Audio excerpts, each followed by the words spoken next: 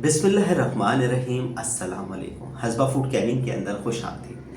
आज का जो हमारा प्रोग्राम है वो कुर्बानी के हवाले से आपके सवालात हैं। अच्छा, कुर्बानी के हवाले से लोगों के बहुत ज़्यादा ये सवाल होते हैं कि हमें गोश्त ही पैक करवाना है, हम कोई सालन नहीं लेकर आ रहे, नहारी कोरमा कबाब वगैरह हम नहीं लेकर आ रहे, हमें खाली गोश्त पैक करवाना है, तो वो कैसे लेकर आए।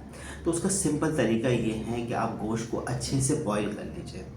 जब वो कम्प्लीटली कुक हो जाएगा तो आप लेकर आ जाए, उसके साथ उसकी जो यखनी हो वो भी साथ लेकर आए। अच्छा, यखनी लाने की जो हम वजह होती है मेन वो ये है कि हम इसको स्टीम के ज़रिए वैक्यूम क्रिएट करते हैं, इसमें कोई केमिकल कोई चीज़ गैसेस वगैरह ख़ासकर कोई यूज़ नहीं होती। तो जब हम स्टीम देते हैं तो गोश्त सूखा बिल्कुल रूखा होने लग जाता है, एक कड़कपन आ जाता है। तो अगर यखनी के साथ उसको पैक करेंगे तो आपका फ्रेश का फ्रेश रहेगा। आप इसको तकरीबन साल से 2 साल तक भी आप इस्तेमाल करेंगे तो आपको ऐसा नहीं लगेगा कि ज़्यादा पुराना है, बिल्कुल गोश्त आपका एज़ इट इज़ वैसे ही रहेगा। अच्छा, सबसे बड़ी बात यह है कि अगर आप कच्चा गोश्त पैक करवाना चाहते हैं, यानी रेड मीट पैक करवाना चाहते हैं, तो वो भी हो जाता है। उसके अंदर मसला ये होता है कि हम उसको पैक ज़रूर कर देंगे मगर उसको ले जाकर कम से कम 4 से 5 घंटे डीप फ्रीज़ करना पड़ेगा।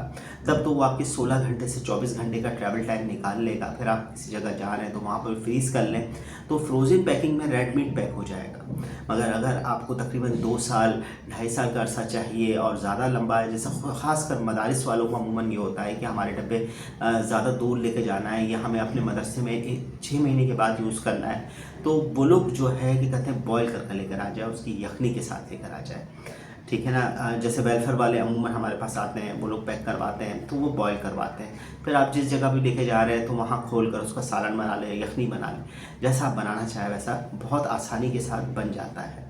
तो आप दोनों तरीक़ों से, यानी आप रेड मीट कर रहे हैं, आप कच्चा गोश्त पैक करवाना चाहते हैं तो कच्चा गोश्त भी पैक हो जाता है, मगर उसकी शेल्फ लाइफ कम होती है, वो 1 मंथ वैलिड रहता है, मगर उसको फ्रोज़न की भी ज़रूरत होती है, आप उसको फ्रिज में रखना पड़ेगा। और अगर आप बॉयल करके लेकर आएंगे तो उसको कोई फ्रिज की ज़रूरत नहीं है, नॉन केमिकल होता है, किसी किस्म का कोई गैस वगैरह कुछ नहीं डलती।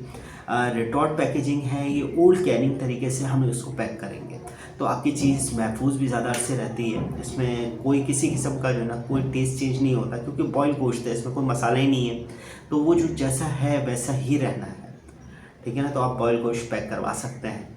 अदरवाइज़ आपके और कोई सवालात हैं कुर्बानी के हवाले से और कुर्बानी के गोश्त के हवाले से तो ज़रूर हमसे आप कर सकते हैं और कमेंट्स में ज़रूर बताएं हमें कि आपको ये वीडियो कैसी लगी।